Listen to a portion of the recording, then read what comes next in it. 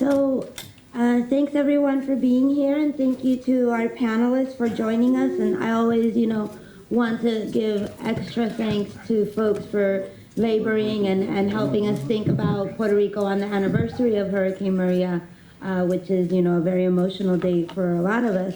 So today we're, I'm sure that the issues related to Hurricane Maria will come up, but our focus is on the Chatgate, WikiLeaks, Teleleaks, all these different names, Ricky Renuncia movement.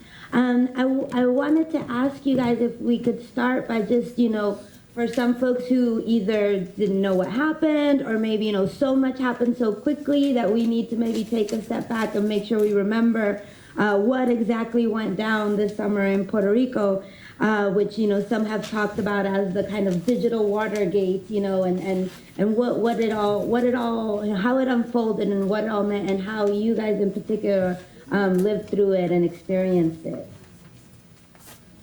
Well, during the summer, there were so many situations going on in Puerto Rico. It all started, I would say most of the events started when the Secretary of Education was arrested on federal charges related to corruption, and also the head of the assessed agency, the Health Insurance Agency.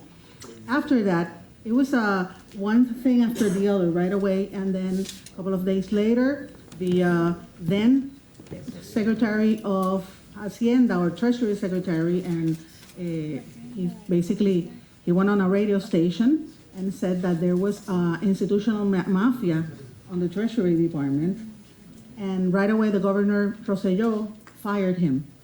And one day after the other, then his son came out and said basically that the governor was corrupt, and that he had checks from the Unidos for Puerto Rico, the United for Puerto Rico campaign that was brought in by people, most of the people from the diaspora who donated funds to the recovery of Puerto Rico. That money was, has been highly criticized the way it was distributed on the island. So the secretary's son basically accused the governor of hiding some of those funds. So that was the environment that was going on in Puerto Rico during those few weeks.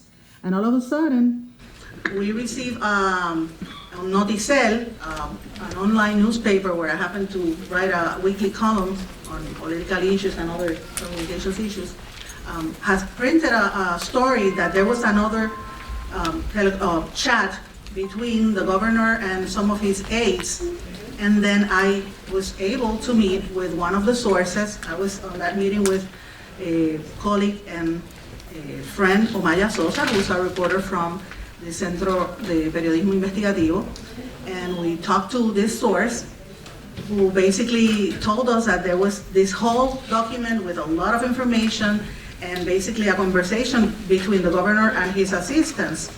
Omaya left the meeting, I stayed, and I insisted, and they gave me basically, because I insisted, I was able to get at least the first 10 pages of the chat, which I published on my blog. It's a very rudimentary blog that I have, en blanco y negro con Sandra, and it basically, on that first couple of pages, it basically had some of accusations, misogynistic words and insults given, mentioned by the former Governor Rosselló to women, particularly Melissa Mar Viverito, and to other people. He also had some racist comments on the chat. And I never expected that it was going to become such a big story, not even because perhaps because I write from a blog. I didn't have the expectation that it would become a big story. Then the following day, I follow up with a second story with additional information and additional pages from the chat, when the governor basically included some insults to people that were dead, and other politicians in Puerto Rico as well. And then NotiCel published a couple of additional pages.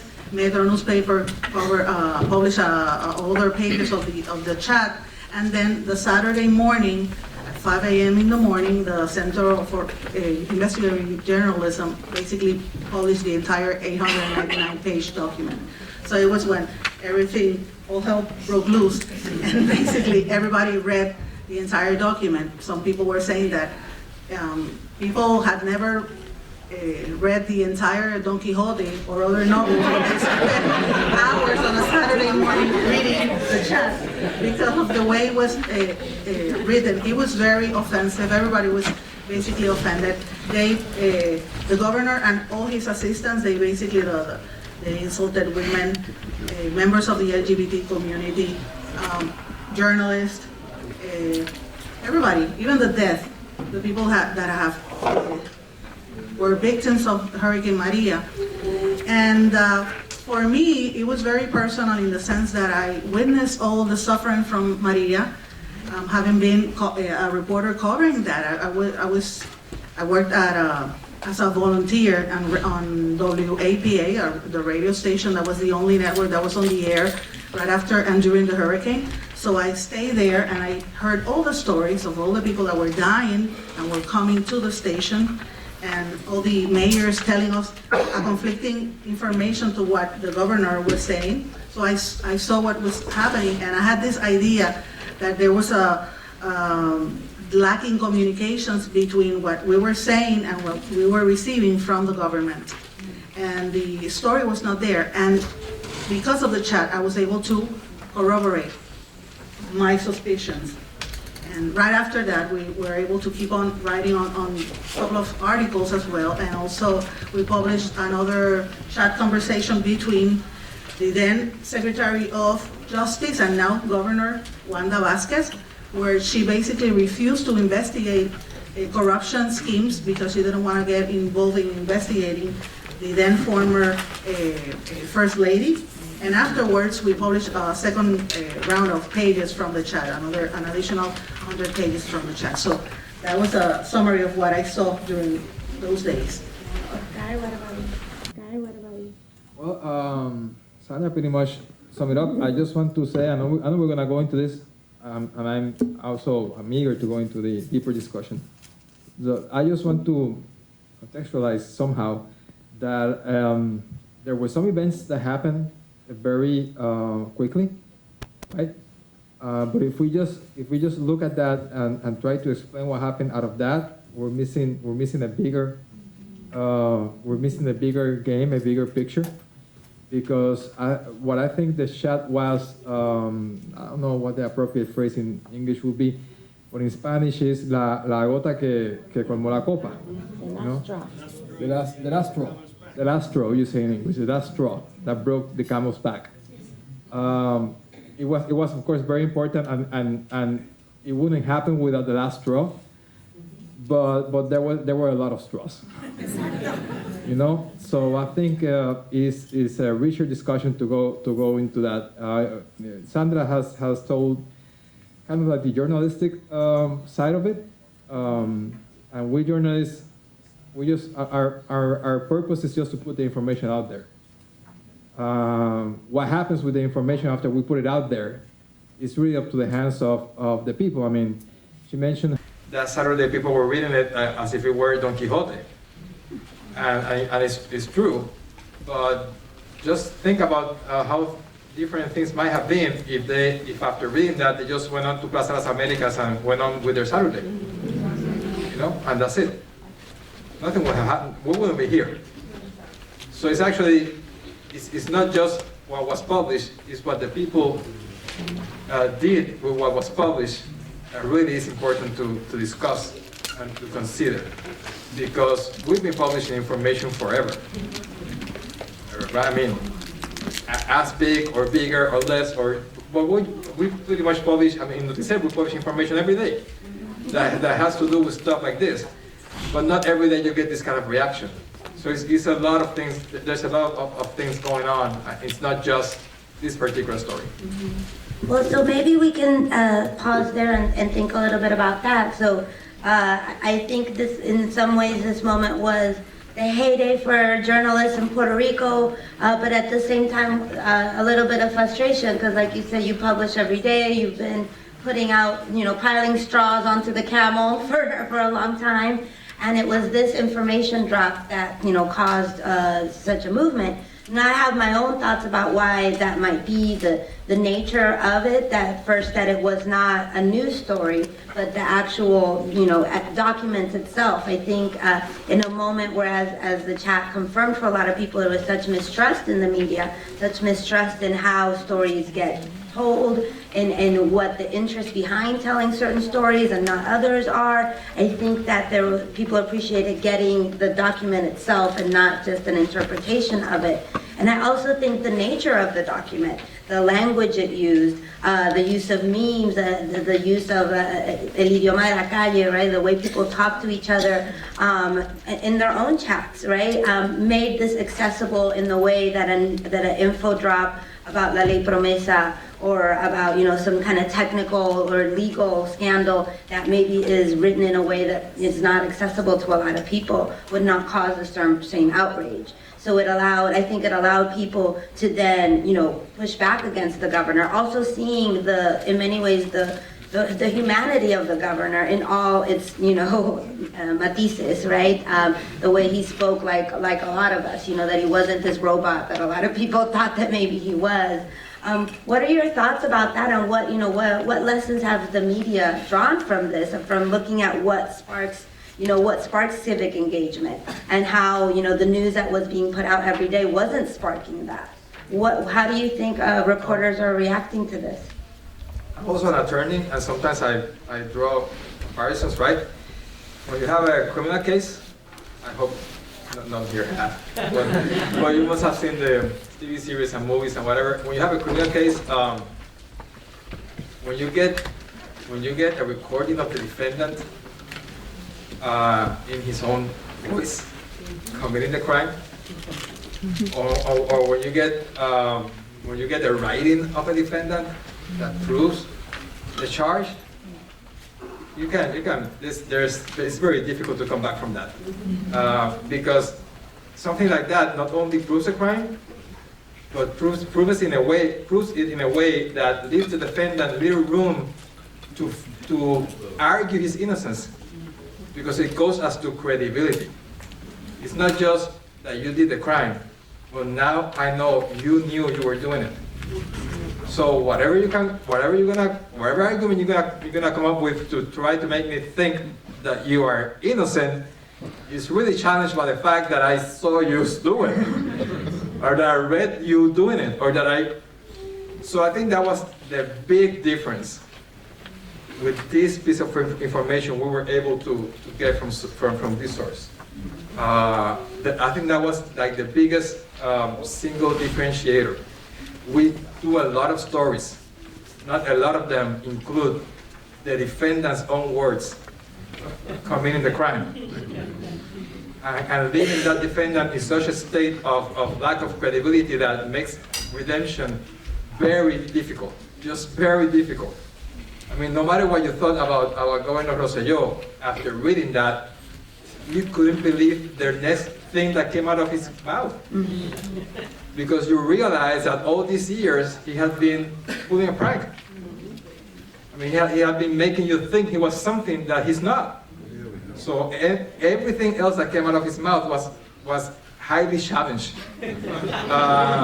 So I think that's part of it. The other thing that's part of it, and this is the benefit of the center having published. I mean, we had published before some areas of the chat, some subjects, some matters. The benefit of the center having published the whole thing is that at the same time, multiple groups of people found themselves injured at the same time.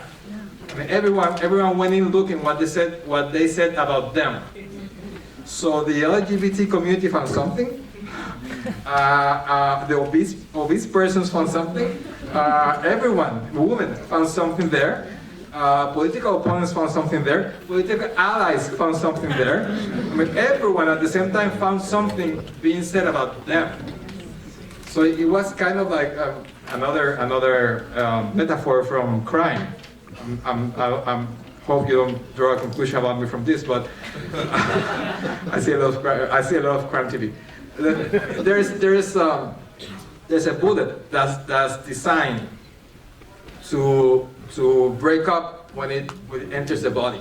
I mean, it creates a lot of damage. It's not just one hole and that's it. It gets in there and just explodes inside and pretty much kills you because all your insides have been wiped out. This is kind of like that.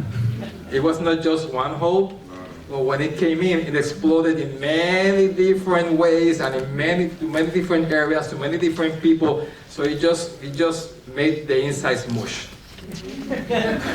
So, Sandra, can I? Yeah, I think I agree with you, but also there's an element, a cultural element very important here.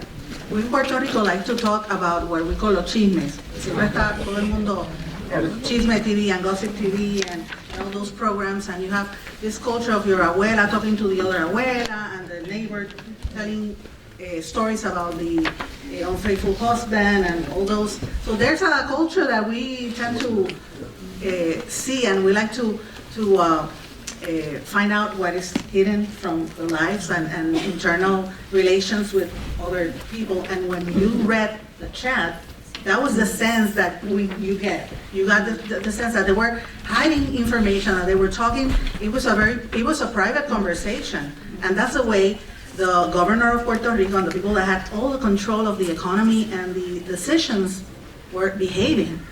When I read the first few pages, it was 5 a.m. in the morning. I started crying. I couldn't stop. When I read, and not even the fact I was a meme. They put a meme of me, and I knew they were attacking me. I couldn't. It was not about myself. I swear to God.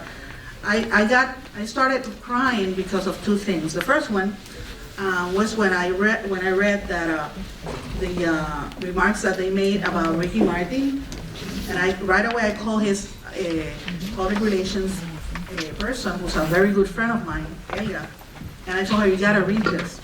It was 5 a.m. in the morning, 5:30 in the morning when I called her, and I was so offended because of the fact that he was. I mean, you can be anti-gay, whatever, or you might not like him, whatever you might think, but the fact is that he's a Puerto Rican, has put the name of Puerto Rico in the world with positive things, and that's not the way you should behave, or you should talk about a person like that. And then the second was when they were making fun of the deaf people. When I read it later on, when he's I think he was Sobrino, when he said that the corpses should be thrown to the crows. That hit me really. We need corpses to feed our crows. Yeah, I can't even. It was so offensive. It was so bad because you would never know how many people died during the hurricane. Some people say that there are 3,000 people. I think I do believe more the actual statistics made by Harvard, the Harvard study, because you will never know. So for me, reading that particular line saying that the people that were in charge of assisting Puerto Ricans were thinking that way, that was, it was crazy. And then you read on how they talk about their own political parties, friends and colleagues, the insults that they were saying, that, and I'm going to say this in Spanish, when they say, cogemos de pendejos hasta los nuestros. That was really bad. And also they made fun of everybody else. So I think the sense that it was, the language was so simple, the particular insults that the consistent words that the governor, particularly the governor, had dealing with the phallic members and always mentioning the sex organs of men, and on his insults, I wonder why he did it. and the way they discussed political and governmental decisions with people that were not involved in the government. And then when you see the way they behave and the way they acted with the media, and that for me that was also very important. I've been covering in my blog, and Oscar knows because I also covered some of that on my columns in NotiCel, that I always tend to see how they manipulate how politics and they manipulate the public perception through the use of media. And the chat was able to confirm some of my biggest fears. The way they also handled, and also as you can read it on the chat, that they decided what was going to be the news title for the newspapers, the photographs that they were going to print on the front page articles. And I don't want to keep you from your next question, but I think we neglected a part of your original question having to do with the media, which is what Sandra is mentioning. I can tell you this, the source that seek us out, the Center, Sandra, and me, at least in my conversations, was adamant that they did not want to do this through the traditional media. Exactly. They did not want to put out this information using traditional channels. When I mean traditional, I mean printed newspapers or top news stations or top TV stations. They made a deliberate effort to seek out digital independent outlets, such as ourselves, because they trusted us more. In first impression, I was like, okay, cool. But then after I read the chat, I realized that was there were fundamentals for that, because in the chat you see them having discussions. I want to put this in the most objective terms because they're my competitors. But in the chat you see discussions that let you draw a conclusion that there had been negotiations with newspapers as to how to cover issues, what stories to put on covers, what headlines to put, What questions they were going to make on the press conferences. I mean, it lets you draw that conclusion. None of those persons are in the chat discussing that, but the chat participants discuss media or traditional media in a way that lets you draw the conclusion that they were used to dealing those issues. And they were used to dealing that in the context of advertising dollars from the government. So, and the other thing that they had is that they were criticizing and insulting and making memes out of independent journalists like Sandra. So that's when I realized, oh, that's what we were called. And also, on the second set of the chat, when directly the governor ordered one of his assistants to basically go after me, and they said that they were going to do it. They have done it. So, and it's not me as a person. If you read the entire documents and everything that has been out, you would see other people within the government that have been victims of a systematic corruption scheme to impact their lives and their not only their lives but their professions. They were after the Marasi at the Institute of Statistic Institute. Sorry that you're here, that I single you out, but it's true. They went after the then President of the United States, of the not United States, the University of Puerto Rico, and also they mentioned other cases. ¿Cuál otro? El presidente de la universidad, Marasi, the wife of la esposa de Dalmau, del senador. You know, they mentioned particular people that they were going to basically go after, and when you have the government after individuals, that makes you think, is this a democracy, or where are we living? Mm-hmm. So in when the information first came out, Ricky was in Europe on vacation with his family. He came back to a press conference, and already protesters. He came back to protesters. He received him immediately. Although at that point, few could imagine what those protests would become.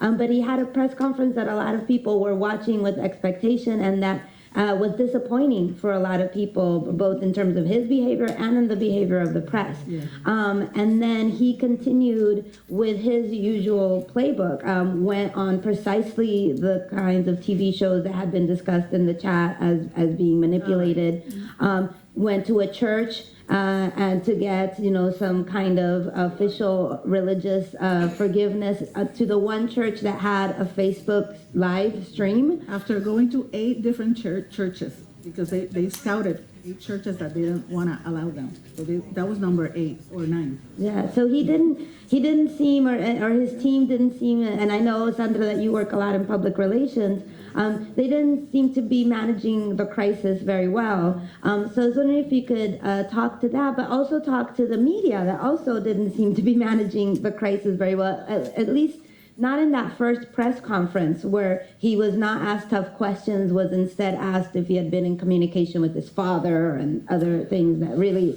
angered a lot of people who were watching it and expecting more. And I wonder if both of those escalated the protest, because I think a lot of people were hoping in that first press conference that the press would do the work that they wanted, that would ask the questions that people at home were asking, about the chat. And they felt very disappointed with that. And at the same time, then watching him play out his own playbook, I think also added fuel to the fire. And when he kept insisting that he wasn't going to step down, that he wasn't going to, respond the way people wanted to, the mismanagement of the crisis by both of those constituencies, I think, was part of what allowed all this to have the space and time also to gain steam, for more people to get involved, for people who were perhaps not immediately out, who did not immediately think that he should step down, even if they were outraged, they slowly began to see that as the only option. I think that very first press conference was an example of how they implemented a new system in dealing with the press. It has not been the first one, but they expanded it to another level. The fact that they only allow certain people to make questions, and also We had that press conference late at night when most of the media does not have the regular reporters. They have usually young reporters or people that are not involved in the day-to-day. So I do agree that the questions that were made were not good, some of them. But I do think it's part of the way they control the media. And they have, keep in mind that they also have hired in the last few years many former journalists as public relations and public officials within the government. So they know how to control reporters. And some of the reporters and some of the media are part of that because they get paid. That's why it's so important what Oscar mentioned, that the source rely on independent media. Those are the ones that are not being bought, basically. Just say that. I think if you go back to what happened when the chat came out completely, and when we say completely, you have to take into account is completely was available to us as journalists. But it's just like a month and a half of these people's conversation. I mean, I imagine the whole thing will be tens of thousands of pages because all they did was talk on this 24 hours a day. It's just, 889 pages is just like a month and a half or something. So keep that in mind too. But I think also one of the effects that happened was that people got confirmation. There was a lot of confirmation.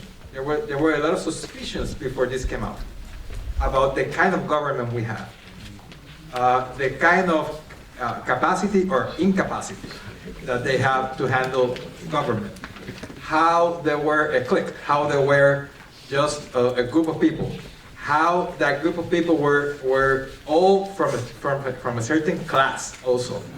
And just a class issue that we cannot forget. And race issue.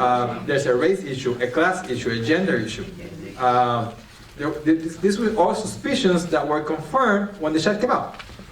Yes, this is just a conversation between white, well-educated, from good families boys, and that really have no experience in the real world, that don't know what it is to break your back. That was all confirmed. And one of the other things that was confirmed is that they were all pintura y capota. Pintura y capota. That's another Smoke one. and mirrors. Smoke and mirrors maybe, but pintura y capota is so much better. And if you understand it, let's go with pintura y capota. I'm just trying to help out folks who might not have the wonderful privilege of knowing what pintura y capota means. I don't have a good translation for that. It's people just realized these guys were just putting up a front and using social media to do it, and using media, and using the good looks of the governor to do it, and using the governor's youth to do it, and using manipulation to do it, which goes to the question, to what Sandra is saying. I mean, you see there that they have they do daily strategies about how to manipulate information, about how to manipulate the truth, about how to manipulate reality, to bend it towards what they want to say and what they want to project. They do not talk there about how to solve reality. They talk there about how to manipulate it, hide it, put it, change it, spin it in a way that's beneficial to me. That's what you see there. You don't see, that's not a working group on solutions. I was going to say something that in the previous weeks, during the first few weeks when the Secretary of Education was arrested, the first few weeks of the summer, there were protests being held in Puerto Rico by female organizations, by the feminist organizations. Some of them, and I will mention the Colectiva Feminista en Construcción, among others. And those were targeted throughout the chat.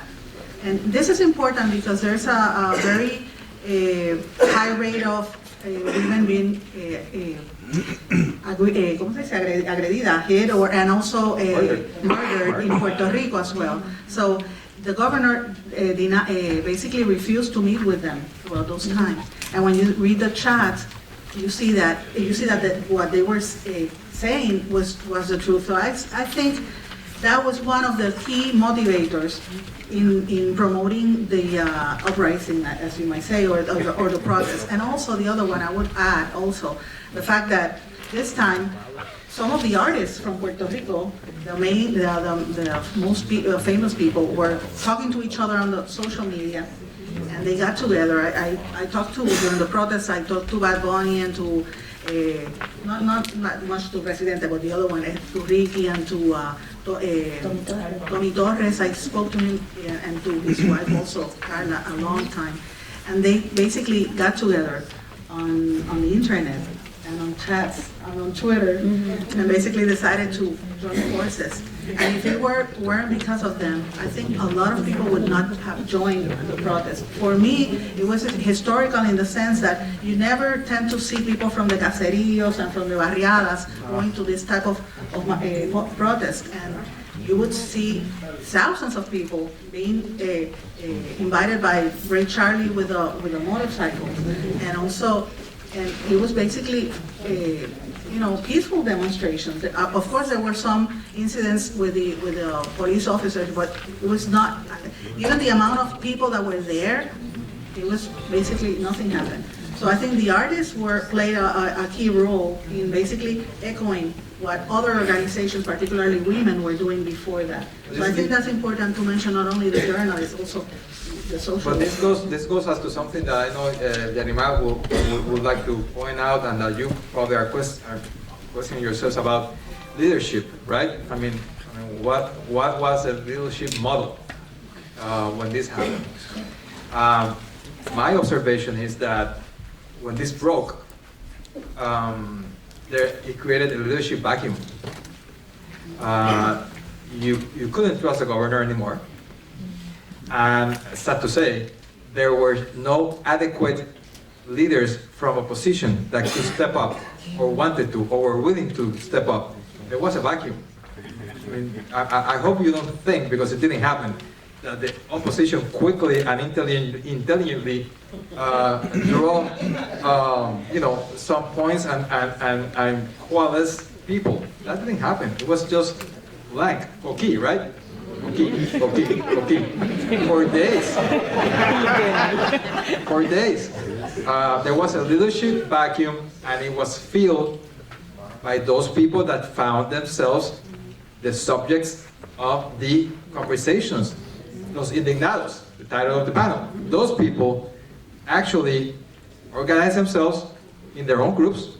Like I said, women and the gay community and everyone else, and just students, and just started to find ways to make their outrage be known.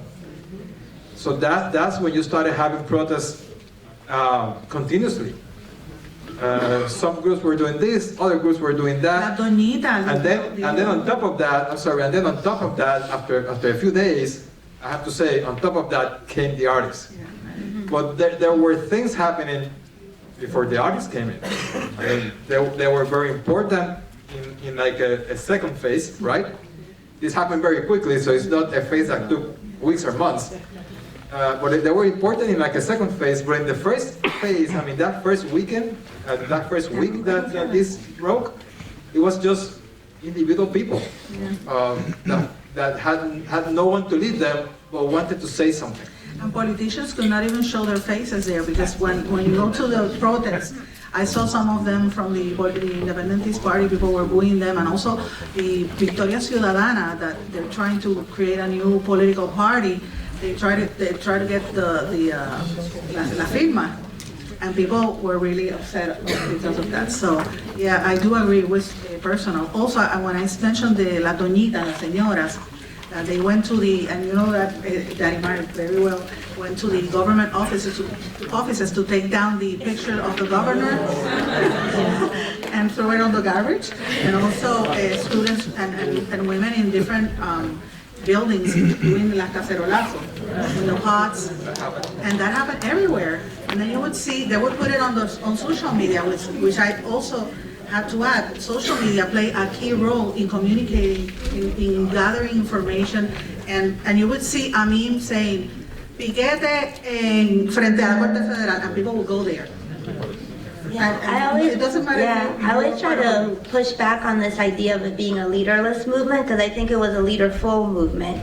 There were perhaps not official spokespersons, and definitely no political parties taking charge of the movement, but people were leading in their chats, and like the chats among the artists, the doñitas who made this plan to go do this, the people who organized the bicicletadas, like there were so many leaders, and it was important that they were not the usual. I think it's really important that it wasn't Rubén Berrío acampando en la Marina, but Ray Charlie, calling for people to get on their motorcycles, and that it was also not concentrated in San Juan, right? That you had people feeling empowered to call their own protesta in their hometown, right? That they didn't have to wait for the centralized political movements in San Juan to call upon them. And I think that has to do with Maria, right? And with the way in which leaders emerge after Maria in their barrios, in their communities, in their families, in their sectors. And so at least a lot of the people that I've interviewed,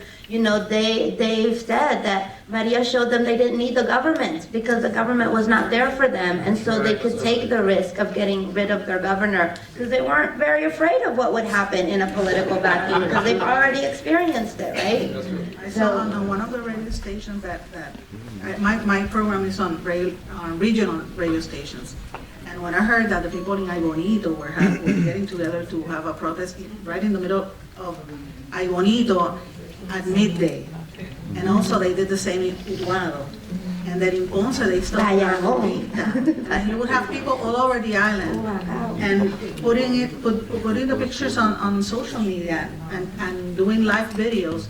It would echo and resonate throughout the island and also throughout the diaspora. I had friends in Barcelona who had a protest in Madrid, a big group, and I don't know how many cities in the United States had protests, but basically everywhere. So it grew. And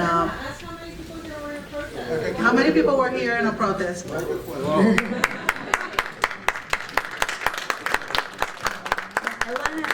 I have one more question before I move to these questions that are very good. I'm hoping some of these are from my students because these are very good questions.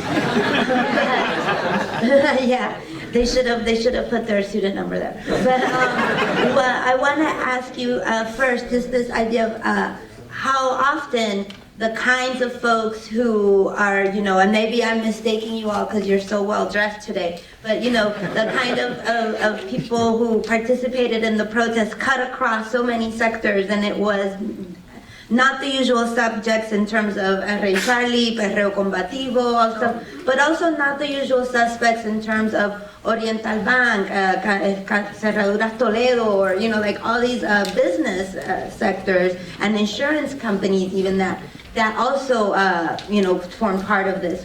What do you think sparked that? I mean, I think a lot of sociologists, anthropologists that have been thinking a lot about the popular uprising, but what about the kind of middle class and professional uprising as well? What made it safe for them, and what provoked them? I think that's a great point, because sometimes social movements are seen as us against them. And seldom do we think of the need to really cut across if you really want to effectuate some change. Because if not, things are designed to stay the same, and things are designed to just be as they are. And you can fight all you want from your own corner, and it is already designed for you to fight everything you want and probably not have any change. You really have to kind of reach out. And this for whatever reason, I really don't have an answer for why they saw that. Personally, I think, again, the image of the defendant in the case. I mean, the guy put himself in a situation where he had nowhere to go. I think he lost every backer he had immediately, although some of them said it later. But I think immediately everyone knew this guy doesn't have a chance. That's it. I mean, And so people, they wanted to be on the right side of history. I think some people, for their own self-interest, which is an okay motivator also, for their own self-interest, wanted to be on the right side of history. I singling out people is always dangerous, but I have to single out, because it happened the same day that the shot dropped, that same Saturday. Jorge Rodríguez from Pasif, who's a well-known entrepreneur in Puerto Rico, put out a Facebook post saying, "Governor, you have to resign." Yeah. It's not that I'm concerned. It's not that I'm in shock. It's not that what's going to happen to Puerto Rico now. He as an entrepreneur said, "Governor, you have to go." And I think that helped a lot of these folks to kind of rethink. I also have to give, personally, in my analysis, a lot of credit to the letter that Zoraida Fonalledas sent after the Atorrey March, the big one. Zoraida Fonalledas is the National Committee Woman of the Republican Party in Puerto Rico. So it's not a name you see in the same sentence as Protest. You know? And she's co-owner of the island's and the Caribbean's biggest shopping center. So again, it's not a name you see right in like protest, that Sandra said. And when she came out with that letter saying you have to go, I mean, any little hope that the governor or some of his most closest allies might have had just when. Because really, I mean, what are you gonna do? That's. I don't want to say she's the only one that could represent that commercial establishment, but she certainly is a very prominent voice in that establishment. And personally coming out, I mean, she didn't send someone else or some surrogate or a letter signed by herself saying, "I'm sorry, you have to get out." I also have to add that Her husband, Jaime Fonalleda, who's the owner of Plaza Las Américas, Tres Monjitas, many other businesses, also sent a letter from his business saying that they were going to support the people that were protesting, and they were going to give water and jugos and products to people to hydrate throughout the island, and they were going to keep on helping the people that were protesting. So for me, I did an entry on my blog on that, because that was very significant. Also, companies such as Universal, the insurance company, Oriental Bank, and others that left employees leave early to go out to protest, also sent a signal that the private sector had to be part of this. And it gives you a sense because organizations such as the Chamber of Commerce and the Manufacturers Association and others, they took a little time to, they didn't want to get involved right away. And some of them actually had basically when Pierluisi came out as the next governor, went out to support him. And, they were trying to play it in two waters at the same time. But they had to do something because there were so many strong individuals from the private sector and the business sector that they had to do something about it. I don't want to come across as naive or anything. Some of these people take decisions daily that do not have Puerto Rico's best interest in mind, but their own. That's true. Yeah. That's true. I'm just saying that effectuating change sometimes really takes something to cut across every sector. To really be able to bring in pretty much everyone to effectuate change. Well, I have a question that I'm going to want to add a little comment to it, but this is the question. Do you consider that we have truly ousted Rosselló?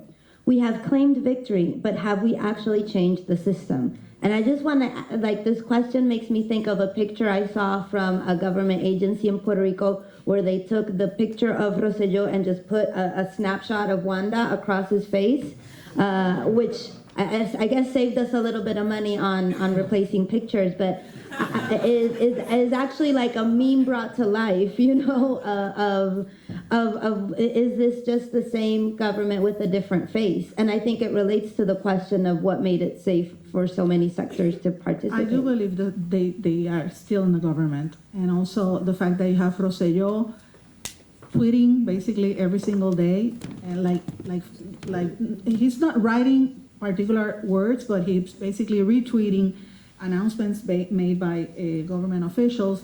And also his wife, former First Lady, she has already started printing and publishing photos of the umbrellas right across La Fortaleza, a picture of herself and their kids, and it seems like they want to come back.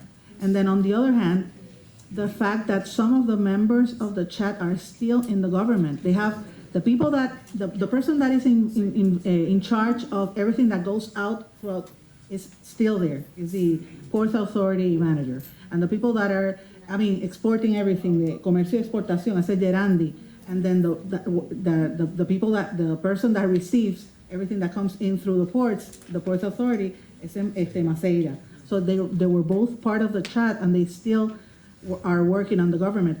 A current governor had to fire Rolón from the cárcel, the correction secretary. The correction secretary, basically because he has a chaos on the jail system in Puerto Rico, and there has been so many deaths in the past few weeks, about 8 people, including 6 or 8 people, including prison officials, and she had to fire him. But he was also part of the chat, and the way they behave and they don't answer questions, and the fact that the governor was part, as we mentioned, part of them. Current governor, Wanda Vázquez, said that she didn't want to investigate corruption. She said it out loud, and we presented 3 particular instances of cases of corruption. One was Unidos for Puerto Rico, the other one was a scheme within the cannabis industry, the cannabis board, and also the other one was about the pharmacy board. And then the first month of her as the governor, you can say that there has been an operative to basically silence all the opposition and to bring out the message. Instead of saying Puerto Rico se levanta, as they did during the hurricane, now they say vamos a la paz y el amor. They want peace. And that's it. Puerto Rico se apacigua. Yes, and it's a way of silencing opposition and silencing people that are questioning and making the questions. And I do think that's part of the strategy. And the fact that they have met in other places, some of the chat members have refused to hand in their cellular phones, and others have done it. And you don't see the Justice Department going in there. What about the federal authorities? They haven't done anything yet. And, You know Wayne's World? Yeah. Still Wayne's World. We may not have Wayne, but we have someone acting like him, or something like him. You know, it's still the same structure that Rosselló had set up. And you see it in the current governor, because she's so pintura y capota. I mean, that one really. I mean, what Rosselló took like a year and a half to develop, this woman has done it in a month. In the pintura y capota department, you know, it's just all talk and no decision, and really no hard governing. It's all talk and no hard governing. And what we needed after what happened with Rosselló was hard governing, decisions. People taken out, policies change, laws change, laws that Rosselló passed. I was going to say, can you speak about the laws he passed in his last days in office?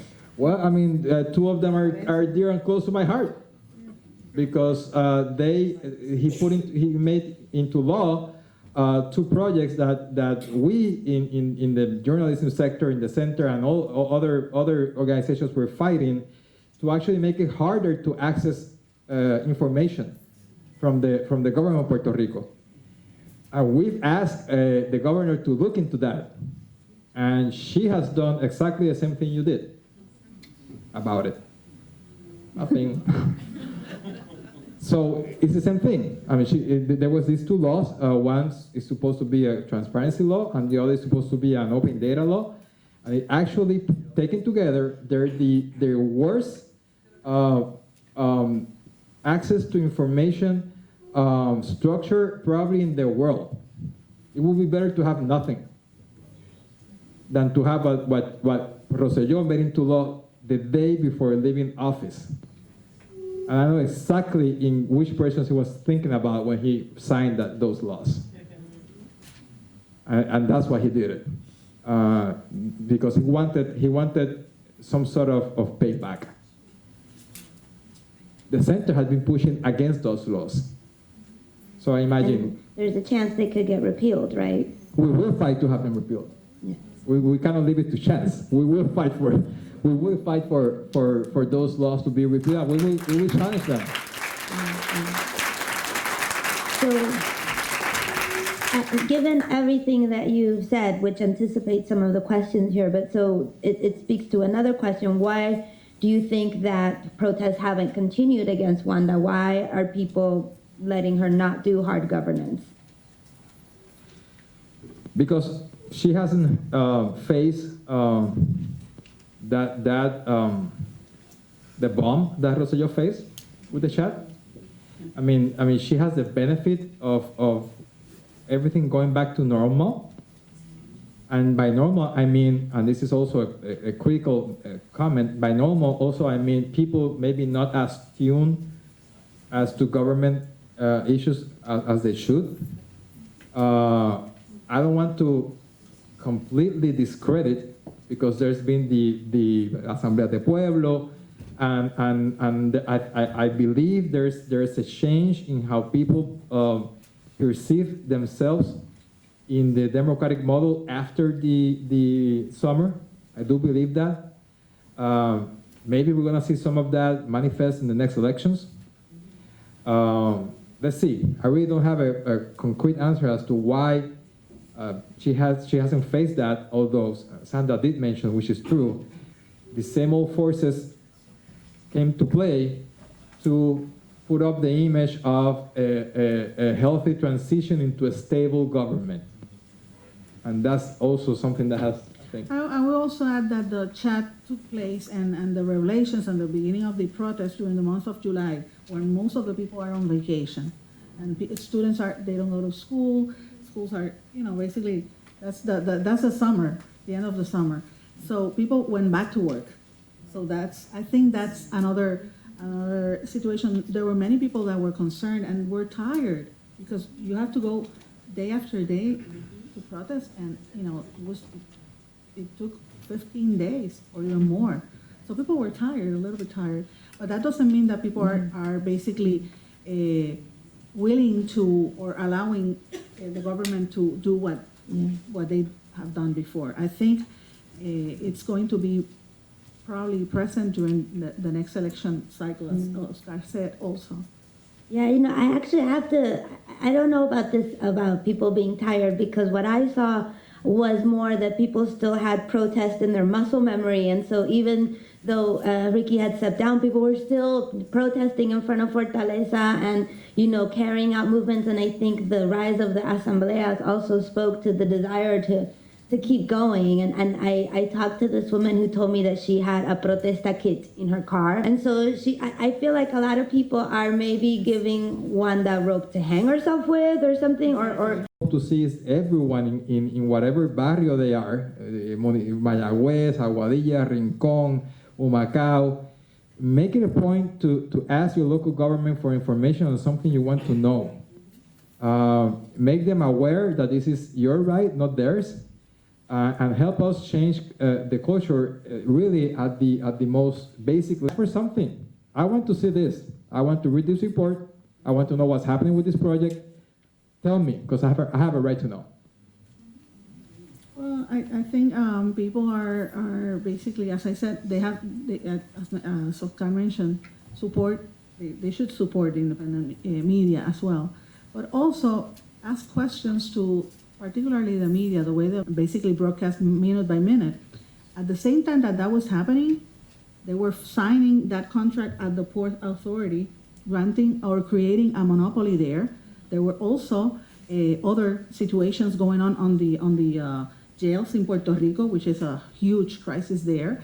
There is the Medicaid situation. So I do think that some of the media have joined forces, I should say that, with some sectors to basically create this vacuum and to making people forget about the real issues. So for me, the challenge will be to have people aware of what is important at this moment. Can I ask you guys to say a little bit more about what constitutes independent media in Puerto Rico? Because, is it citizen journalism? Is it influencers? How and I don't know if you want to comment on the role that people like Molusco played in the revolution, because periodismo investigativo, I think, is perhaps what we think of as most independent, but they still receive funds from certain interest groups that help keep that going. NotiCel is also owned by someone with their own interest in Puerto Rico. Moderator, certainly, everyone knows who it's owned by. So what is independent media in Puerto Rico right now? That's a good question. Is in this age of social media, it's always it's still to me an open question. Deciding how to not dictate, but how to evaluate the flow of information. I think it's a challenge for citizens. I think there's a need for citizens to educate themselves a bit more about what constitutes good information and a good source, because really, the floodgates are open. It used to be, before social media, that only like newspapers and certain people had the population's attention, and whatever those outlets said was pretty much accepted as the currency of truth, right? That's been broken, and it's not being put back ever, because social media broke that. So it is true that you could find good information, good hard information. I'm gonna get a lot of slack for this, but it goes to my point. You can find good information coming out once in a while from Molusco's feed. I'm not going to critique that. Yeah. You can find it. Does that make him a journalist? Not necessarily. That makes him someone who has a piece of information that we have to look at. Not discredit because it's Molusco. Just look at the information. Is it true? Does it ring a bell? Does it corroborate? I mean, is this something that I can trust? For me, to define media in a more formal fashion is people who do it every day and who do it for a living. I mean, if, to go with the Molusco example again, if Molusco puts out a piece of good information today, but tomorrow puts out a mistruth, the consequences for him are probably going to be minimal. Because people don't expect a regular stream of hard facts from Molusco. If I engage in misinformation, I don't have a job. Exactly. Because people expect me to do that consistently every day, every minute. So I guess you have to look to define media, you go to the persons who do it every day for a living. And That's what one way is to the measure it. Independent aspect And to of define independent, you don't define independent because they don't take ads. That doesn't make you, that doesn't define your independence. We take ads. The Centro takes grants. That's not a measure to define independence. It's how you approach the information, how forthcoming you are with the audience, with the information you have. How much you put out there, even for the audience to make up their own minds about the information you're putting out. How you make it minimally about opinion and more about facts. I would define independent media that way, more forthcoming about who you are, what influences you, the information you have, and being very careful with how you deal with your editorial work. People find out very quickly if your editorial work can be correlated with your supporters. And if you are not careful with that, and you put out work that consistently, draws a line to your supporters, people are gonna think you're not independent because you are not. But even if you can take aside your supporters and your advertisers and the people that give you grants and put out information that in every way it's not controlled by them, and you make it a point to show that it's not controlled by them, that will give you more independence. Oh, I do. I just want to say if there are any final questions, please pass them up because we will be starting to I wrap was going up. to say that the main issue here would be honesty. And that's what has been lacking in some of the media in Puerto Rico. And for me, that's really hard to say, but it's true. I mean, you have people that are presenting themselves as radio hosts or television personalities or journalists or political analysts, and they don't say their businesses and what is behind what they're putting out there. So I think that's a lack of honesty, which constitutes for me what some people have rejected, and the main difference between what is the traditional, some of the traditional media, and when I say traditional media, I don't please by no means think that I singling out people within the news outlets, because most of us, I have worked in traditional media, Oscar, as well, so we know, and there are some people there that are really serious, but the truth is that as a whole, when you don't see and when you don't tell out what are your interests and your businesses, and you don't put them out there, and then you like to go after political opponents or political or government agencies, that you're not being honest. I'm just going to give you an example, a personal example. I've been a volunteer for the last 8 years with the deaf community in Puerto Rico. Everybody knows that. Everybody that knows me knows that. And I help them. We work together. And if I'm going to do, and if I'm going to mention something on the radio, I come forward and I say that on my programs, or I write it, or if they ask me, because I like people to know that that's my personal, work. I would not go and write a story about the deaf community, just to give you an example, without mentioning that. And that's what some people are doing in Puerto Rico. They would go out and talk about the insurance industry, and they don't say that they are attorneys for the insurance companies. So they're, making people, they're not giving out the correct information, and that happens all throughout the traditional media as well. Oscar, you suggest that if you put misinformation out there, you would lose your job. Did anyone lose their job after the media scandals that emerged during the Ricky Renuncia movement? Related to media? Yeah, No. other than Ricky. I mean, we know he lost his job. Yeah. No, related to media, no. So is the sad there that thing- kind of accountability in the media right now? Well, I think there is, in the sense that we are pointing out really a difference between different outlets and the different kinds of work. So I think there's a conscience out there created of who's who, and that is important. As to if anyone has lost their job, I commented, Sandra, also the other day.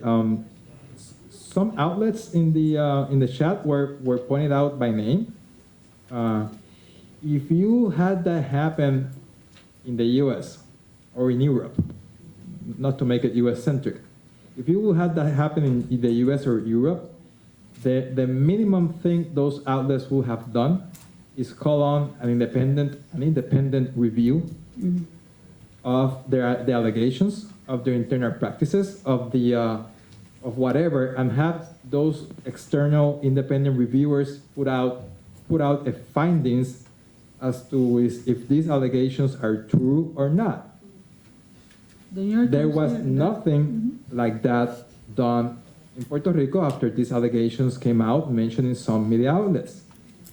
So that's a difference right there as to what should have happened and what didn't happen. We talked about that before, and also just to give you an example, the New York Times when was a victim of lies in the Blair era. Remember that reporter that were printed? He was publishing stories that were lies. They hired Jason Blair. I forgot his name.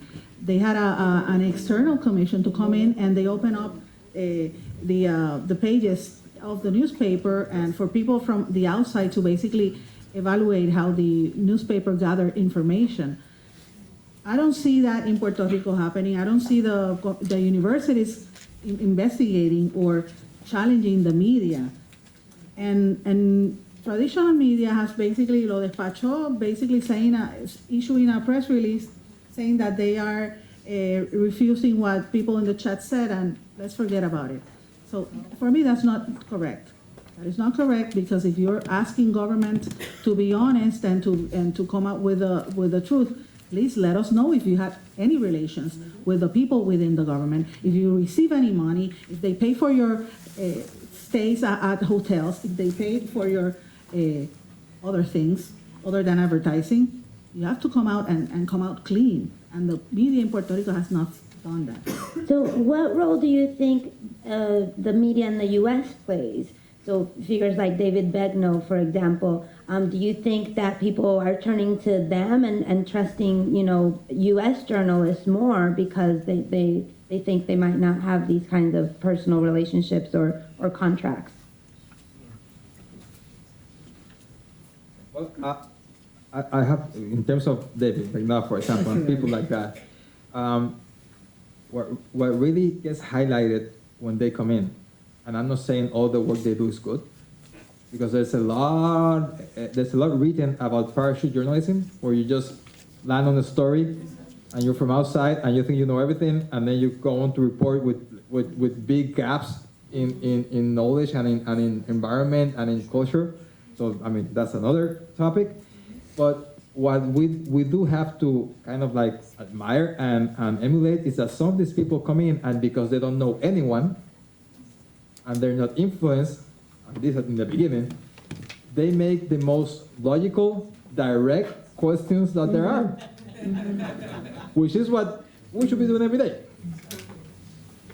But we probably don't do, because over time you get tired, or you lose hope, or you get manipulated. Many different issues. But sometimes these people come in And because by virtue of not knowing anyone and not caring, probably, just make the most correct, logical, direct, hard-hitting questions that get made in any press conference, which is what should happen every day.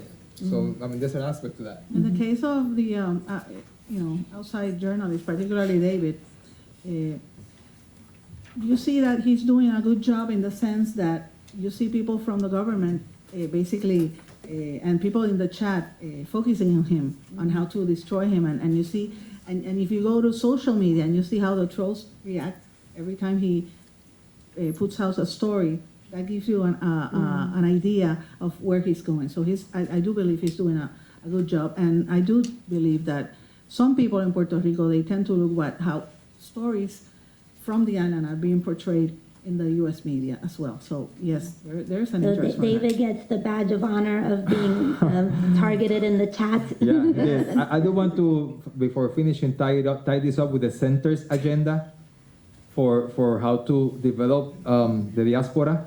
I would say it's not just a matter of calling your local representative to make him or her aware of Puerto Rico issues. It might also be a matter of pushing your local media in the U.S. to take a look at Puerto Rico issues, because this whole agenda will go a bit nowhere if it doesn't get enough awareness at the so-called national level, where change is effectuated, right? So if you want to do that, you also have to push national. I hate that, but it's a way of describing it. National media outlets to more consistently look at Puerto Rico issues and more in a more regular way put Puerto Rico in their editorial agenda. That's really a task. Yeah, well, I think that's a great place to end. I want to thank you both for making time for this conversation and for helping us think more critically about all this, and responding to my questions, and also encouraging us to push back against our to get the coverage that we want to see on these issues and others. So thank you, and thank you. Thank you. To close the panel, I'd like to bring in Elder Melendez, Director of the Centro, and